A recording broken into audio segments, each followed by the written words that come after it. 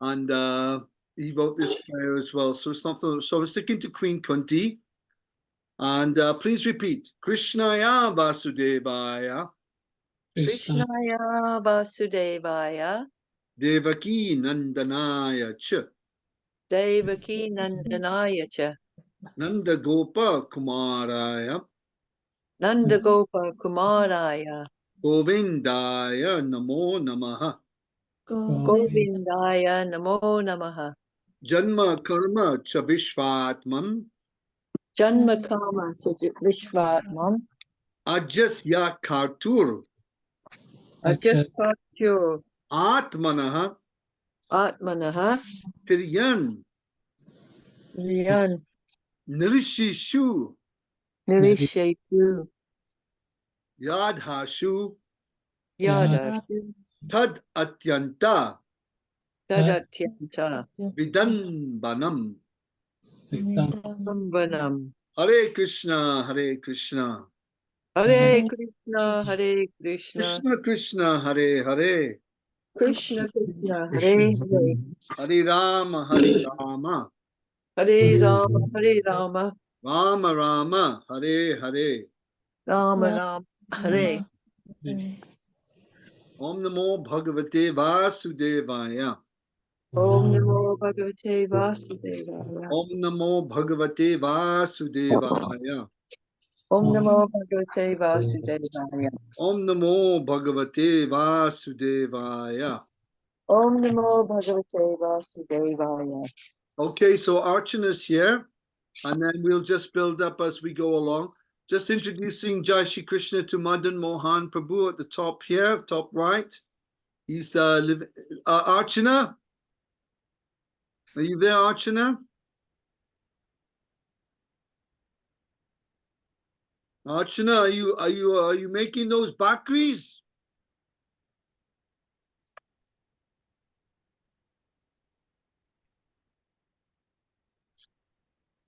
Okay, she's not there. So let's start with Janaki then. Janaki's at the top. We'll start with you. Okay. Within a month, Vyasadeva was called back.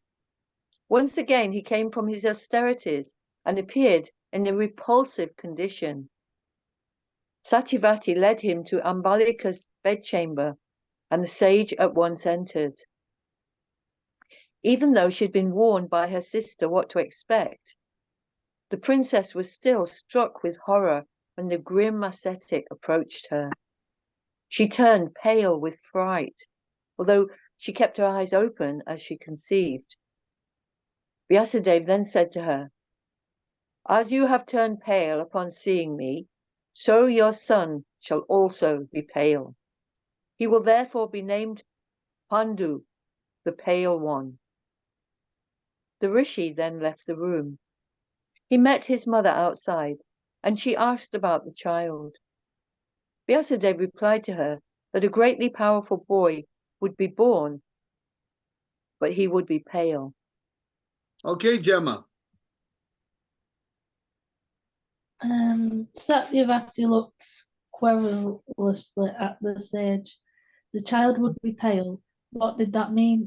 Something was still not right, and in any event, even if everything was fine with this child, with only one qualified prince, the kingdom would still be in a precarious position. Vyasadeva should try once more. She asked him to again approach Ambika. This time, the princess, knowing what to expect, would keep her eyes open. Vyasadeva smiled and replied, "Be it so. I shall return again shortly after she has delivered her first child." Okay, Jai Shri Krishna Prabhu. In due course of time, Ambika gave birth to a blind child who was named Dhritarashtra. Ambalika delivered a pale child who was nevertheless effulgent and endowed with many auspicious marks on his body. He was named Pandu, in accord with Vyasadeva's words. Soon after, the sage came to the palace in order to approach Ambika for a second time. Go ahead with the next one, Prabhu. The queen was alarmed at the prospect of meeting again with the terrible-looking rishi. The thought was unbearable. She went to a maidservant who was intimate friend and asked that she take her place. Giving the servant her own ornaments and adorning her with the finest robes, she had her weight in the bedchamber for the sage. Okay, Archana.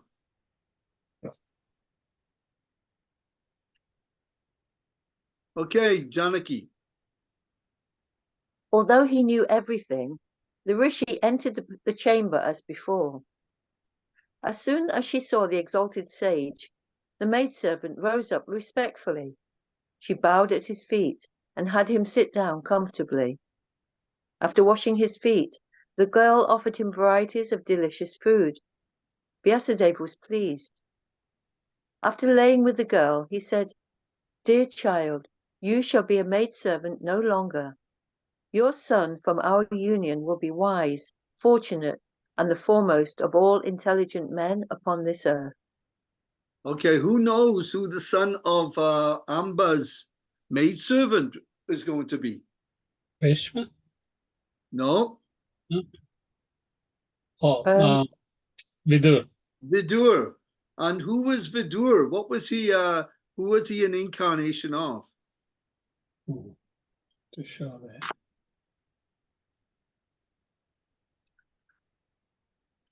Vidura. He was an incarnation of.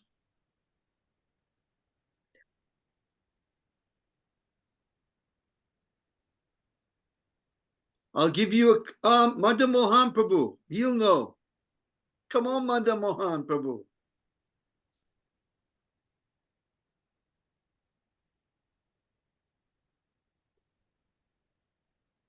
You have to turn your sound on, Prabhuji.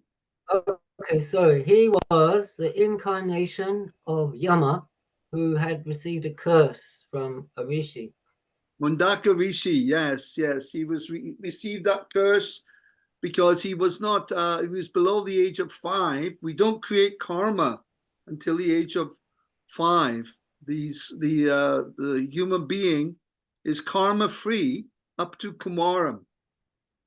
And then the karma is created. So he had wrongly punished the sage and he cursed him to become the Shudrani Putra. Thank you, Prabhuji. Okay. Now, any other points? Oh, the question comes here. Janaki, question. Oops. Nalin, Smita's here. Smita's arriving. Question arises that if Yamaraj has now incarnated as he entered the womb of this Shudrani, later in the story, we find that Yamaraj begets a child in the womb of Kunti Devi. And who is the son of Yamaraj in the Mahabharat? Okay, that's one of the Pandavas. One of the Pandavas, Yudhishthira. Yudhishthir. So how could Vidura now, Yamaraj has become Vidura, how can Yamaraj beget a child in the womb of Kunti Devi? Who could tell me? Because she had a special boon, didn't she? Yeah, but Yamaraj has already become Vidura. Oh. Gemma, any ideas? No. Jai Shri Krishna Prabhu. Smita, let's welcome Smita from Kesham. Hare Krishna. Hare Krishna, Prabhu. Tame Kemcho. Yes, okay, thank you. Thank you. And the book arrived nice and safe for you?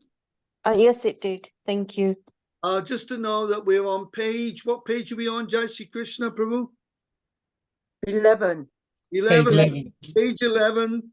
And we're just about to say again, Satyavati was waiting outside. That's where we're starting on page 11. The answer is Mother Mohan Prabhu. Could you give us the answer to that very tricky question? Well, as far as I'm aware, there's just the 2 incarnations of him. He incarnates as Vidura, and also he's still Yama. Okay. My But then understanding. Yeah. the question arises then, well, why did Aryama have to take his place? This is the point. My understanding is that Yamaraj is not the actual person. Yamaraj is the post, like Indra is the post. Brahma is the post. So there are different Yamarajas. And when one Yamaraj has to go somewhere, has to go on, say, on holiday, in this case, he had to undergo a curse, part of Krishna's arrangement. Then another soul would take the post of Yamaraj. This is my understanding. Correct me if I'm wrong. Is Yamaraj, is that who comes to you at death? Yamaraj is the yes, he is in charge of the whole death, changing body, and the judgment process. Yes. All right. Okay, that's my understanding. Okay, Archana, are you there? Okay, she's still in the kitchen there. Okay, let's start off with Jai Shri Krishna. Who just read last? Well, Alex has also joined, Prabhu. Alex. Hare Krishna. Oh, Alex. This is not Archana. Alex. Excuse me, Alex. Hare Krishna, Prabhu. How Hare are you? Krishna. Very good. Page 11, Prabhu. Page 11. Yes, Let's go. I'm here. Okay, page 11. Again, Satyavati. Yeah, again, Satyavati was waiting outside the bed.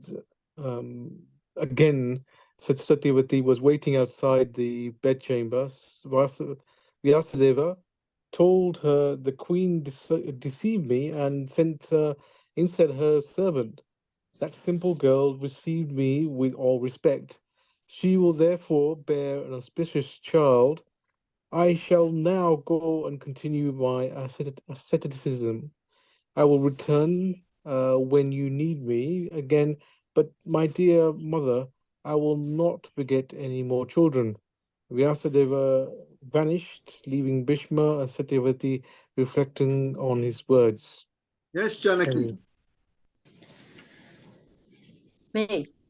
In due course, the maidservant gave birth to a child named Vidura, who later became the chief minister and advisor of the Kuru house. He was raised alongside his two brothers, and the three boys grew up like resplendent gods. Everyone was satisfied that the kingdom was secure. Happiness and prosperity were everywhere as the gods showered their blessings. Bhishma ruled as regent while the boys grew up. Go on, Gemma. Although Dhritarashtra was the eldest, his blindness disqualified him from being the king, nor could Vidura assume the throne as he was born of a servant girl. But Pandu was a worthy monarch in every way, and when he came of age, he was installed on the Kuru throne. Pandu excelled all men in martial arts, and he soon became skilled in the Vedic science of leadership and diplomacy. Yes, Jai Shri Krishna, Prabhu. All three brothers were given the best education, were raised with affection by Bhishma. As predicted by Vyasadeva, Dhritarashtra displayed immense bodily strength, and Vidura was naturally wise even from childhood. His devotion to religion and morality could not be matched by anyone. When he reached maturity, even the learned Bhishma would seek his counsel. It was thus that one day Bhishma approached Vidura and said, "O wise one, we should take steps to ensure that our noble line does not again face extinction. The two princesses are ready for marriage. I've heard that there are 3 princesses worthy of being allied to our house. Tell me your thoughts on this, General Vidura." Smita Ben.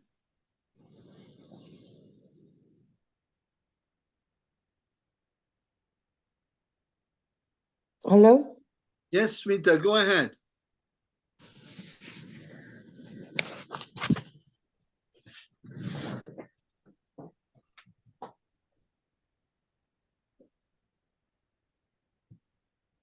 Oh, go ahead, Alex.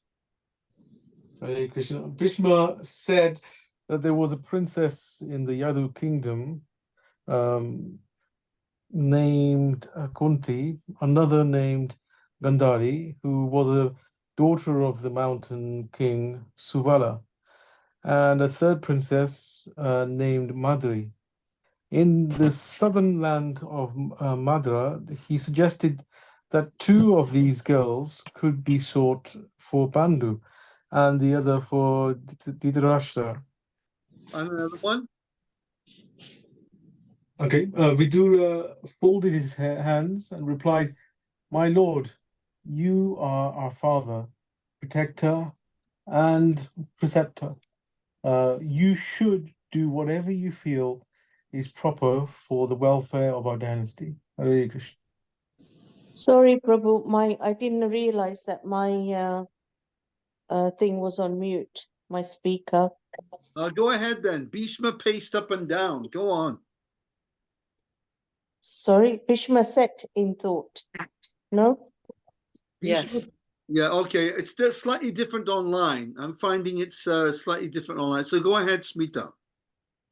Bhishma sat in thought. He had heard that Gandhari had received a boon from Shiva, who had said that she would have 100 sons. Surely she would make a good wife for Dhrihastra, who had also been blessed in a similar way by Vyasadeva. 100 sons from that powerful prince would be a great asset to the kingdom and would ensure the perpetuation of the Guru dynasty. Bhishma at once arranged for messengers to go to Suvala and ask for the hand of Gandhari.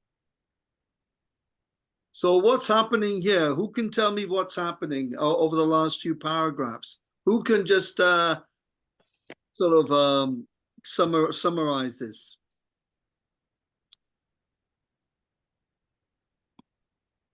Bhishma Dev was not going to be king, so they needed to have children to carry on the descendants, and so it was decided that Vyasadeva would come and impregnate the three sisters. The first sister, because he was a sage living in the forest, he was very shabby and dirty and scary looking. And so the first sister, when she came forward, she closed her eyes. She just couldn't bear the thought of him impregnating her. So the child was born blind. Her child was born blind. She also closed the nostrils as well. Oh, did she? Okay. The second sister, she'd been warned that he was, an ascetic sage and in a sort of raggedly dirty condition. But she still was shocked when she saw him. Although she kept her eyes open, she went very pale. And so that child was born pale, and everything like that. Then the third child, then he went back to the first queen, the first one, but that queen didn't want to. That princess didn't want to. She sent her maidservant instead, and the maidservant was actually very respectful to. She was very respectful to Vyasadeva, and she worshipped him properly, washed his feet, fed him nicely, and satisfied him in all ways. And so he actually begat a very good, worthy child in her womb, who then became Vidura. Okay, thanks. I was wrong there. Then I thought that Bhishma Dev had approached Amba, but Amba, if you remember, who remembers what happened? It's not mentioned here, but what happened to Amba, one of the three sisters? Does anyone know? There was Ambalika, Ambika, and Amba. What did happen to Amba?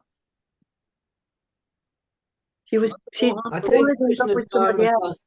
Okay, go on. Sorry, I was just going to say, I think Krishna Dharma does get to that at some point. Oh, he does get to it, does he? Okay, fair enough. Yeah. All right, so Ambalika went back to Ambalika, and only the two sisters were available at this point, and she refused and sent her maidservant. Okay, now what's happening is Bhishma Dev, the boys are born, the three boys are born, Vidura, Dhritarashtra and Pandu, and now he's having to arrange for marriages. And this is going on now, marriage arrangement. Okay. Thank you, Smita, for that. Go on, Janaki. Is it when King Suvala? Is Yeah. it there we are? Yeah. When King Suvala heard Bhishma's request, he was hesitant. How could his daughter marry a blind prince?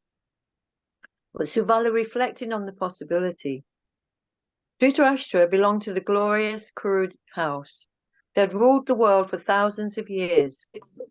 Considering the fame, nobility, and virtue of the Kurus, Suvala assented to the marriage. He had his son Shakuni bring Gandhari to Hastinapur. When the princess heard that she was to marry the blind Dhritarashtra, she took a cloth and bound her own eyes, not wanting to be any way superior to her lord. What is this particular vrat called? It's mentioned in the story of Kardama Muni and Devahuti in the 3rd canto. It's a particular vrat a woman will perform in the event that the husband has an inferior quality. It begins with S.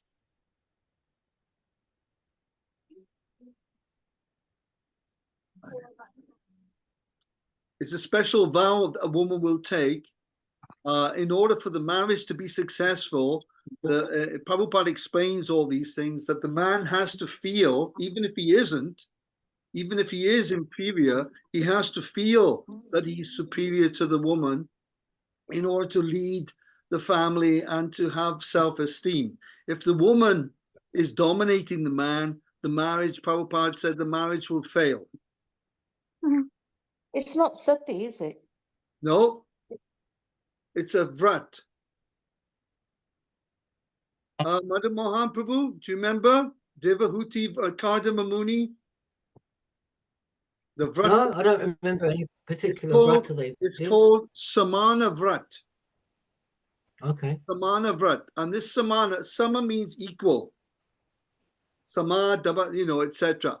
So this Samana Vrat means that the woman will never allow her, even if she's superior or equal, in her mind, to keep the marriage successful and to keep things sane and progressive. She will never allow herself to feel equal to the husband. If she feels superior, the marriage will undoubtedly fail, because the husband needs to feel that he's in a superior position of management, working, leading the family, etc. It's all explained there in the 3rd canto of the Srimad Bhagavatam, psychology of the male and the female. Okay, I just thought I mentioned that. Go ahead, Gemma. Shakuni gave away his beautiful sisters to Dhritarashtra, along with many gifts sent by Suvala. After being duly respected by Bhishma, he then mounted his golden chariot and returned to his kingdom. Gandhari became immediately devoted to her husband. She pleased him in every way by her attentions. She never even referred to other men in her speech, and the silk cloth always covered her eyes. Yes, Jai Shri Krishna Prabhu. Shakuni gave away his beautiful sister to Dhritarashtra along with many gifts sent by Suvala. After Done being that one. No. Next paragraph. Oh, sorry. When Dhritarashtra married, Bhishma turned his mind to Pandu's marriage. He had heard that the princess Kunti would soon select a husband at a special ceremony known as Swayamvar. The princess was famous for her beauty and womanly qualifications, and she belonged to the noble Yadu race, from whom had come many great heroes. Bhishma told Pandu to leave at once for the Swayamvar and try to win Kunti's hand. Go on, Prabhu. Carry on. Yes, please. Okay. The king mounted a great dark stallion and rode swiftly to the kingdom of Kunti Bhoja. The father of Kunti, like a proud lion, he strode into the Swayamvar arena when the many when the many other kings assembled there, so Pandu protested with his eyes like a furious bull. They considered him to be a second Indra. He outshone all the other monarchs like the sun shining in the morning and obscuring the. When Kunti saw the powerful Hastinapur monarch gazing at her, her mind became agitated. There could be no one else for her. Trembling with emotion, she walked slowly towards him, shyly placed a nuptial garland around his neck. Wow, what a marriage, right? Amazing. So she had the power to just choose a husband. What do you think of that, Janaki? Gemma, what do you think of that idea? Do you agree with that? That's pretty cool. Smita, choose your husband. There's a line of them up there. You can choose the chocolates out of the box.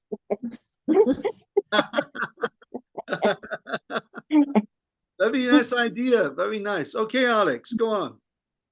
Although many kings and princes desired Kunti's hand, and even though the Swamvara would almost always end in a fight, everyone abandoned any thought of competing with the mighty Pandu for the princess. Mounting upon their steeds and chariots, they simply returned the way they had come, and King Kunti Bhoja came down from the royal platform into the arena, his face bright and with delight. What better match was there for his daughter? The king immediately arranged for the wedding ceremony, and he presented Pandu with gifts of great wealth. Yeah, we can just imagine Pandu, just imagine this great, powerful Kshatriya king with the pale face. Of course, we know pale face from the North American Indians. They would call the Europeans pale faces. But this pale face is European. So you can imagine that this Pandu looked like a European, like a Greek god, like Achilles, or a great, hero. We can just imagine how handsome and, powerful and attractive he was. That Kunti completely fell in love with him immediately on the spot and married him. What a movie that would be. Let's welcome Neelam. Neelam from Russia. Hare Krishna, Neelam. Hare Krishna. Hare Krishna, Prabhuji. Sorry, I am late. I don't know. Don't worry. You're so lost in Krishna Bhav there. I understand. Well, we're on page, what page are we on, Prabhuji? 13. Page 13, or on the online, you have to go down. I would say online. We're in the first chapter here.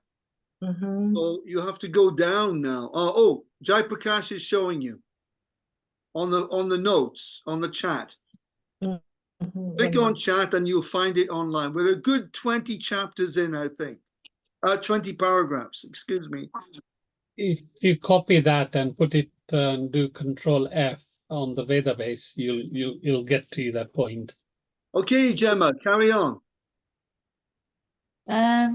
After a few days, the couple left for Hastinapur, accompanied by a large retinue bearing many colourful pennants that waved in the breeze. The soldiers beat drums and blew loudly upon their conch shells as they proceeded toward Pandu's capital. Seated with Kunti upon a shining golden chariot and surrounded by Brahmins offering benedictions, Pandu entered Hastinapur in state. And another one. Bhishma was overjoyed to see Pandu married to the gentle and beautiful princess, but he also felt that the king needed another queen. Although Gandhari had received the benediction that she would bear 100 sons, Kunti had no such boon. Bhishma wanted to ensure that the virtuous monarch was blessed with powerful sons. He went personally to the kingdom of Madra to seek the hand of Madri for Pandu. She was under the protection of her brother, King Shalya. Thank you very much. Jai Shri Krishna, Prabhu. Bhishma was overjoyed to see Pandu married to the gentle No. and beautiful. Oh, sorry. Sholya. I didn't move that. Hi, Sorry. well, just a minute. Let's welcome Chetan. Hare Krishna, Prabhuji. Hare Welcome. Krishna. Where are you coming from, Chetan? You've come for the first time. Yes, I'm based in Horsham. You're based in? Awesome. Is one of my associates. We play volleyball together. So Oh, he's I see. He looks very fit as well. You're based in where? Horsham, not far from Crawley. I 10 thought you minutes. said the ocean. I thought, wow, he's one of Varuna's boys. Oh, Horsham, I know Horsham very well. I used to stay with a friend of mine, Dr. Khanna, in Pease Pottage, not far from Horsham. Yeah. Back in the 1980s and 90s, I visited them many times. Welcome anyway. Have you got a Mahabharat book, or are you online? I've sent in the Veda-based link and maybe Okay. Go down now. We're on the first chapter, Chetan Bhai. Yeah, I'm actually on my mobile phone. Yeah. Like me. Right. So third paragraph from the end of the first paragraph, yeah? Okay. Go to chat. It's on chat. Yeah, it's on chat. Okay, carry on, Jai Shri Krishna Prabhu. Shalya received with all honor Bhishma and his retinue of ministers, Brahman and Rishi. He brought Ganga's son into the palace and offered him a seat of white ivory studded with precious gems. Then the king bathed his feet and offered him respectful worship. His reception completed, Bhishma said to King Shalya, "Mighty monarch, you should know that I am here to seek a maiden. I've heard that you have an illustrious and chaste sister, and I would choose her for King Pandu. Please tell me if you approve of this arrangement." All right, Alex. King Shalya replied that he would be greatly honored to be allied with the Kurus. There was, however, an ancient custom in the family that no girl could be given in marriage unless the suitor offered a tribute. Now, the situation here, Chetan Bhai, and Neelam and Madan Mohan Prabhu, is that the online version, as is obvious here, is different from the book. So you're just going to have to sort of bear with it at this point until maybe we get a book. But the online is somewhat, I don't know why, maybe it's a new version. The book is an updated version. Whatever happened is it's slightly different. So bear with it. Is that okay? Apologies for this. Yes, Alex, and carry on. Bhishma had already heard of this custom, which dated back to the great Brahma himself. He had come prepared and replied to Shalya, "There is no fault in this custom, as it has the approval of the self-born creator, Lord Brahma. Therefore, please accept the gifts I have brought in exchange for the princess." Bhishma's men then carried in heaps of gold coin, pearl, corals, and gems of various colors, and set them before Shalya. Bhishma also presented the king with hundreds of elephants, horses, and chariots. Neelam. Hare Krishna Babuji, I couldn't get. All right, Smita, carry on. Shalya received all the wealth with a delighted heart. He gave Madri to Bhishma, who soon returned to Hastinapur and performed the wedding ceremony. Thank you. And Chetan, do you want to do the last paragraph of the first chapter? Yeah, sorry, I'm not sure where I am. That's okay. Carry on, Smita. Pandu established each of his wives to their own splendid palaces and gave himself up to enjoyment with them both. He sported in the palace groves and gardens, appearing like a celestial with two beautiful consorts. Beautiful scene. Okay, let's go to chapter 2. Pandu, cursed and blessed. Everyone, please, chapter 2. Neelam? Chetan Bhai, Yeah, chapter 2. Adhyay Be Adhyay. Yeah. Okay, let's carry It- on. Let's carry on with Chetan. He can start us off. Go on. Sorry, is that appendix 2? Karna's cursed. Yes, Pandu cursed and blessed. Yes. Okay, so when Karna attained manhood, he approached Drona in order to learn the secrets of the Brahmastra. Drona No. replied, Wait a minute. Wait a minute. Wait a minute. What's he reading? Don't know. Yeah. All right, Janaki, Karna cursed. carry on. Janaki, carry on, and we'll sort Chetan out. We can't stop all the time. Carry Okay. on, Janaki. Okay. Although he possessed all material opulence, Pandu was by nature disinterested in sensual pleasure. After enjoying with his two wives for only a short while, his mind turned to more important matters. Although the Kuru dynasty had for many thousands of years been emperors of the globe and had upheld religious codes, their hold over other kings had begun to slip with the death of Shantanu and his two sons. Some of the kings had become arrogant, exceeding their own boundaries and antagonizing weaker kings. Okay, what are you reading, Chetan Bhai? Yeah, I'm there now. Are you there now? Yes. Pandu felt impelled. Go ahead. Pandu felt impelled to take action.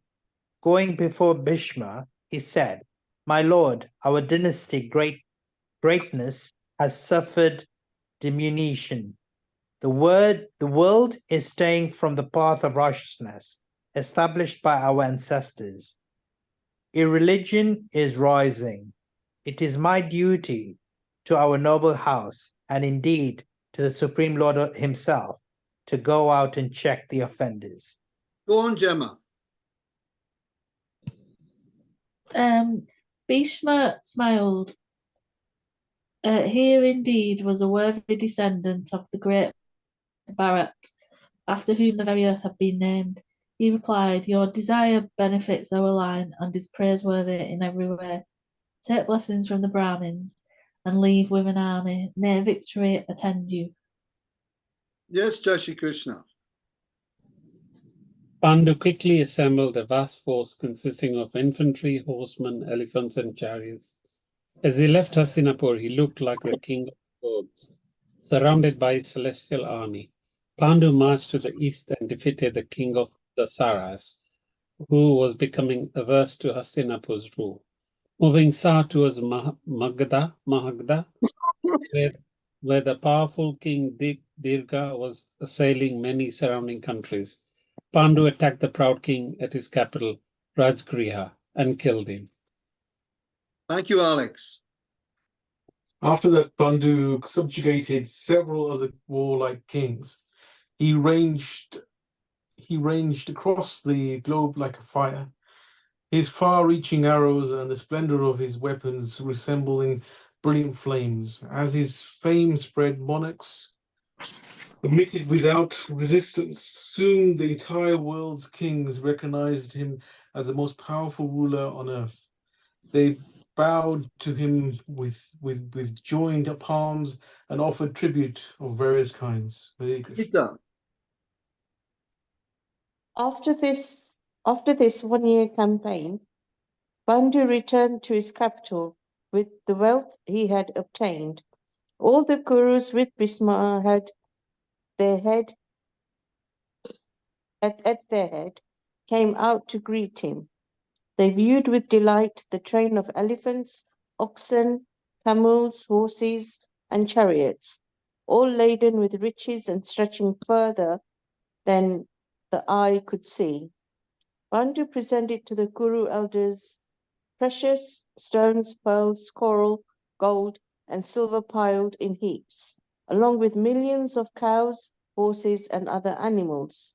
He showed them innumerable costly blankets, rugs, and skins from the rare black Ranku deer. Okay, so here's a nice little section where we're going over regarding Pandu Maharaj. Obviously, Pandu, the bigger picture, is just the father of the Pandavas, or the not even the father. He is the what do you call the not surrogate. What do you call it when someone's a father, a legal father? What do you call it when you're just a Is it a guardian? sorry? Like a guardian? Like a guardian, yes. He wasn't even the actual biological father of the Pandavas. But in his own right, he was a great hero, an amazing personality. And you could even make a whole movie just about Pandu himself. There's so much more in the Mahabharat regarding Pandu. We're just hearing a very scant, abridged segment of Pandu's life here. So that was very nice, Smita. Okay, Neelam, go ahead. Pandu bowed at Vishma's feet as he presented all his wealth, and the Vishma tearfully embraced the young king, surrounded by Brahmins, uttering prayers and benedictions. The two men then mounted to golden chariot and proceeded to the royal palace, heralded by the fanfare of the trumpets, conches, and cattle drum. Pandu ensured. Continues? Shall I continue? Go ahead. Pandu ensures that his two brothers were each given much wealth. He had little personal interest in the wealth, being more attracted to the forest and plains than to the luxurious palace life. He loved to mount his stallion and ride out on long hunting expedition. Thus, a few months after returning to Hastinapur, he decided to make his permanent residence upon a hilly slope of the Himalayan range. Taking his two wives with him, he left his magnificent palace and moved to a simple dwelling on the mountain side. The local people would see the monarch roaming the woods with his wives and chased in beautiful blazing armor and armed with bows and swords. He resembled a god wandering on the earth. Yeah, he must have been really amazing to see this Pandu Maharaj with his beautiful wives, two beautiful Madri and Kunti, amazing like goddesses adorned with all the riches and the beautiful jewelry and best clothing. And, it's just, when you see it, like I've chosen some pictures for the Mahabharat. Did anyone see the Mahabharat Facebook page I've created? Yes. So if you see the Facebook page, I've got some pictures up there that are projecting a movie image of this Mahabharat. Really, really nice paintings there. Thank you, Neelam. Go on, Chetan. Dhritarashtra. No, Dhritarashtra. Dhritarashtra officiated as the king in Hastinapur on behalf of his younger brother. At his command, the forest people would supply Pandu with every object of enjoyment. Pandu had mastered his senses, so although he gracefully accepted their gifts, he continued to live simply. Carry on. One day, Pandu went out hunting. He saw a couple of large deer mating. They bolted when they saw the king, but he quickly fired 5 swift arrows after them. As the golden feathered shafts pierced the male deer, it fell down crying. To the king's surprise, the dying deer began to speak in a painted voice. In a pained voice. Pained, not painted. Yeah, sorry, pained voice. Yeah, everyone got to concentrate on what they're reading because we're reading for the group. So take your time, but make sure your words are coming out nice and clear because some of us, like Madhu Mohan Prabhu, I don't know if he has the book or it's online with him. Some of us are just listening. So take your time and make sure it's nice and clear and concise. Go ahead, Janaki. Oh, how shameful Even degraded men who are slaves to their senses never act so cruelly. No man's judgment can ever prevail against scriptural ordinance. How then have you, the king and a descendant of the noble Bharata race, acted in this way, so in conflict with Vedic direction? Pandu stood before the deer, which was weeping bitterly, and replied, "As a king, it is my duty to hunt. I must control the forest, making it safe for the rishis. At the same time, I'm able to practice the kingly art of weaponry. Why, even great sages in the past have killed deer in the forest by offering them in sacrifice. Oh dear, why then do you reprove me?" Oh dear, dear, dear me. Gemma, carry on.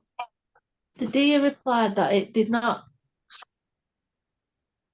condemn Pandu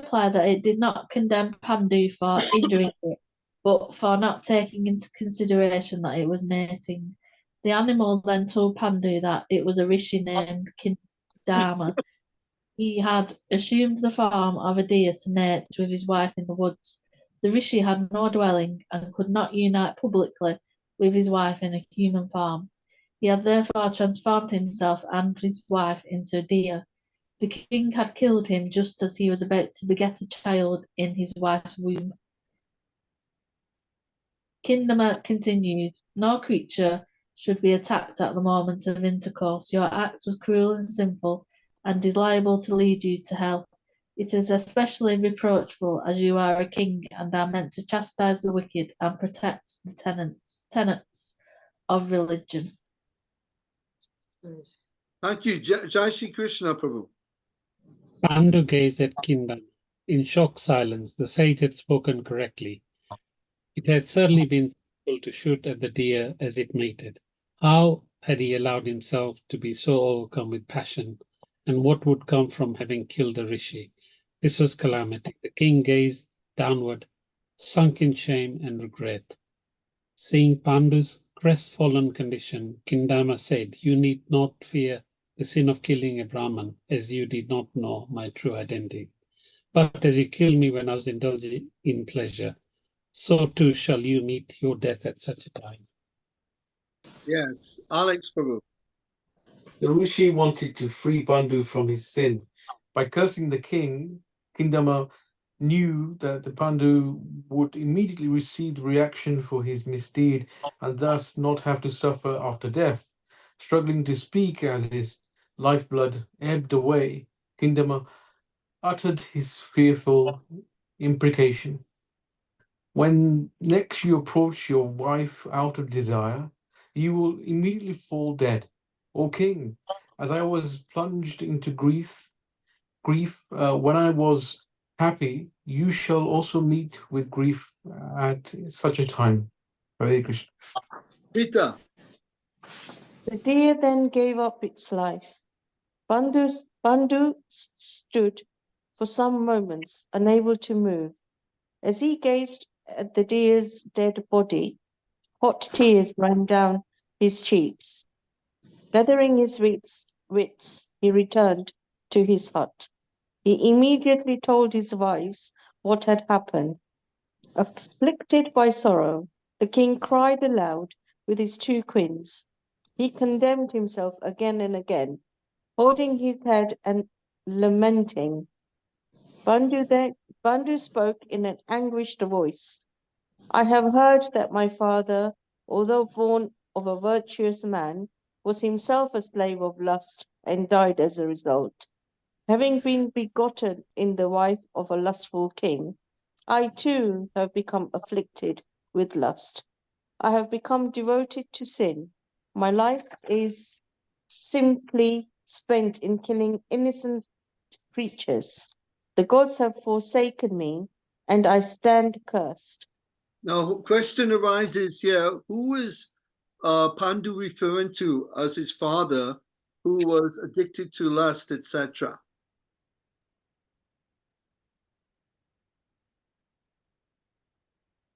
Oh, King Santanu. Would that be Santanu, because who was the actual father? Who was No, Vegetarian. Vichitavirya. Vichitavirya. Vichitavirya, yes. And who was the actual father of And he Pandu? died of he died Vyasadeva. Vyasadeva. But even though Vyasadeva fathered the children as a brother, the actual father was considered Vichitavirya as Madhu Mohan just explained, he died of tuberculosis. And he died in the arms of his wives. Okay, so thank you, Smita. And then Ilam. Pandu resolved to live in a life of austerity. He declared that from the moment he would accept a vow of celibacy, as Bhishma had done, he would seek salvation by renouncing all sexual pleasure, the great impediment to spiritual understanding. Pandu spoke to his horrified wives, I shall shave my head and cover my body with dust. Sorrow and joy will be equal to me. I will entirely renounce anger, and I shall be devoted to the good of all creatures. I will accept no gift, and I will obtain my food by begging. In this way, I shall transcend the dualities of this world and rise to the highest region, where the Lord himself resides. The king asked his wives to return to the capital and inform his elders of the turn of event. They should gratify the Brahmins on his behalf, giving them much wealth. For his part, he would immediately retire into the wilderness and leave society forever. Yeah, Kunti, that's fine, Ilam. Thanks.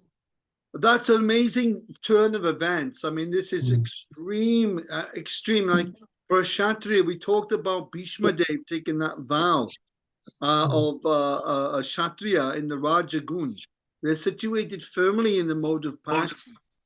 And for them to take a vow of celibacy is a most terrible punishment because they're situated in passion.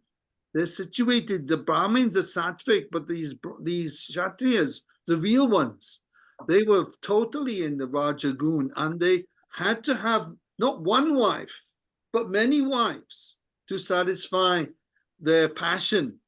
And they were very virile. They were very virile. They could have many children. And to give that up now is a terrible curse upon him. Go ahead, Chittampa. Kunti and Madri were torn by grief. They could not face the prospect of separation from their husband. In piteous voices, they begged that he allows them to follow his path. Both queens were prepared to accept whatever austerities he accepted. On behalf of them, both Kunti said, "Let us together accept the order of Vanaprashta, retirement in the forest. We shall be happy practicing asceticism with you. If you leave us today, we shall not bear our lives any longer." Yeah, ascetic is a tapasvi. They simply focus on performing tapa, vrats, renunciation, austerities, penances. Once it's difficult to do this, but as we've all experienced in living in the ashram here, that with the sangha, with association of others, it's possible to rise at 2:30, 3 o'clock in the morning. Isn't that right, Janaki? It is indeed. When you're in association, it's When we're in the easier. association, I mean, it's very easy actually to rise early and take a cold bath. Everyone else is taking the cold bath, so it's amazing what can be achieved in the sadhu sangha. So in the association of the wives, that their mentality, their thinking now is that if the three of us are here and become tapasvis or ascetics, we'll be able to get through this. So they're working with him. Go on, Janaki. Okay. Seeing their distressed condition, Pandu relented, but he made it clear that he intended to perform the strictest austerities. His wives were not deterred. They wished only to be with him wherever he went. Pandu resolved to embark on his ascetic life immediately. He would not return to the city. He removed all his royal ornaments and gave them, along with his riches, to the forest Brahmins. Then he said to his attendants, "Go back to Hastinapur and inform Bhishma of everything that has occurred." Gemma. The royal attendants, accompanied by the Brahmins, left sorrowfully for Hastinapur. The citizens lamented loudly when they learned of Pandu's plight. Dhritarashtra was especially afflicted, thinking of Pandu living so austerely in the forest. He could no longer derive pleasure from the comforts of his bed, servants, and royal opulence. He continually wept and brooded over Pandu. Okay, now we've come to the double line, and we've come to just coming up to 25 to 9. So we'll leave that section. And who would like to say any points, closing points here? Alex, Prabhu? Janaki? Madhu Mohan, Prabhu?